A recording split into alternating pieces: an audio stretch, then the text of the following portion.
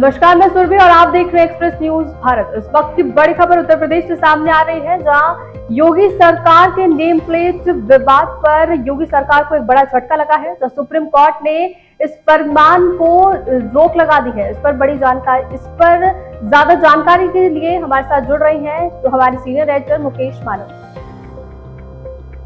बिल्कुल, मैं आपको बता दूं जिस तरीके से योगी जी का जो फरमान जारी हुआ था योगी सरकार के लिए बहुत बड़ा झटका है और सुप्रीम कोर्ट ने उसका ठीक कहा है कि आप किसी भी जाति, समुदाय, धर्म को लेकर के इस तरीके का आदेश देने का सरकार को ये राइट नहीं बनता है। तो उसमें बहुत करारा झटका लगा है सरकार को। उसने विपक्ष ने कहा कि बात संविधान की जीत हुई है फिर से, बीजेपी के लिए बहुत करारा झटका है। जिस तरीके से योगी सरकार ने ये फरमान जारी किया था उनको अब अपने ही मुंह की खानी पड़ी है। बिल्कुल, देखिए सर, जैसा देखा जा रहा था कि जो बीजेपी के जो साथ वाले थे वो भी इसके योगी सरकार के इस फरमान से कुछ काफी खुश नहीं थे। तो क्या लगता है आपको कि उनके ना खुश होने का भी कोई बड़ा कारण सामने आ रहा है? देखिए, बिल्कुल मैं आपको बता दूं, जिस समुदाय को लेकर के ये जो फैसला लिया गया था उसमें कहीं न कहीं जो मुस्लिम समुदाय है उसको काफी नुकसान हुआ है, काफी उसको इस तरीके से वो झेलना पड़ा है। तो ये कहीं न कहीं मुस्लिम समुदाय के लिए एक बड़ी जीत है।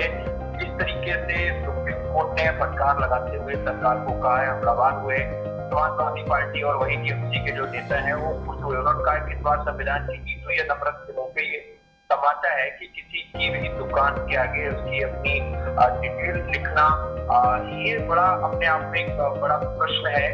इस प्रश्न को लेकर के सुप्रीम कोर्ट ने ये टिप्पणी करी है। जी बिल्कुल, तो आप इस फरमान को कैसे देख रहे हैं सर? जैसे कि हम देख रहे थे कि अभी हमने इस पे अभी भी हमारी बात हुई थी, जब तब भी हमारा यही एक सवाल था कि ये जाति को लेकर ये एक मतलब योगी सरकार ने कार्ड खेला था। हाँ बिल्कुल, योगी सरकार ने बहुत बड़ा कार्ड खेला था। जिस तरीके से अभी जैसे आपने देखा होगा योगी आदित्यनाथ की सरकार और भाजपा की जो भी सरकार है वो हमेशा हिंदुत्ववादी की सरकार कही जाती है। जब भी कुछ भी कहीं भी किसी भी देश और प्रदेश में कोई चुनाव होता है तो हिंदू मुस्लिम का चुनाव होता है। वही अभी जैसे जिस तरीके से इनको जो अभी उपचुनाव हुए अभी 11 सीटों पर 13 सीटों पर उसमें इनको 11 सीटों में करारी हार मिली है। तो उसको देख करके इन्होंने रिकावट को लेकर के जो फैसला सुनाया था उन्हें लगा था कि फिर से हमको हिंदू वोटर है जो हमारा हो जाएगा, हो सकता है उसमें इनको कोई फायदा मिले। तो इन सब चीजों को देखते हुए और कांवड़ियों की जैसे आपने भी देखा होगा कोर्ट ने कुछ कंपनी किया मुजफ्फरनगर में, तो वहाँ मुस्लिम समुदाय का व्यक्ति कांवड़ लेके जा रहे हैं। तो उसमें कहीं न कहीं सरकार के लिए बहुत बड़ा प्रश्न चिन्ह लग गया है कि नहीं, देखिए उन्होंने कहा ये मेरे दोस्त है, ये मुस्लिम है, ऐसी कोई मान्यता ऐसी नहीं है कि स्पेशल कुछ ऐसा हो, लेकिन ये दोस्त है वो भी जा रहे हैं तो मैं भी लेके जा रहा हूँ। इनकी दुकान पे उसका और बहुत सारे ऐसे लोगों ने कहा कि नहीं मुझे कोई खरीद नहीं है, मुझे जहाँ जो भी सामान लेना होगा वहाँ दोगे। तो उसमें कहीं न कहीं सरकार को अपने ही आपको ही कटघरे में खड़ा कर दिया है। बिल्कुल, क्योंकि जैसा कि हम देख रहे थे सर कि योगी सरकार का कहना ये था कि उनको अपने नाम लिखने होंगे और अपनी जाति के हिसाब से वो लिखना होगा। अब सुप्रीम कोर्ट ने कहा है कि सिर्फ और सिर्फ अब आपको ये लिखना होगा कि वो मांसाहारी है या शाकाहारी। तो ये भी एक बहुत बड़ा कारण है। किसी के जाति, समुदाय और धर्म का मामला नहीं होता है। बिल्कुल, जब आप किसी के शाकाहारी हिंदू भी हो सकता है, मुसलमान भी हो सकता है। बिल्कुल, शाकाहारी इतना ठीक है, कांवड़िया है, कांवड़ में बहुत सारे कांवड़िया व्रत रखते हैं, जल लेकर हरिद्वार से आते हैं और जहाँ उनको चढ़ाना होता है वहाँ वो चढ़ाते हैं।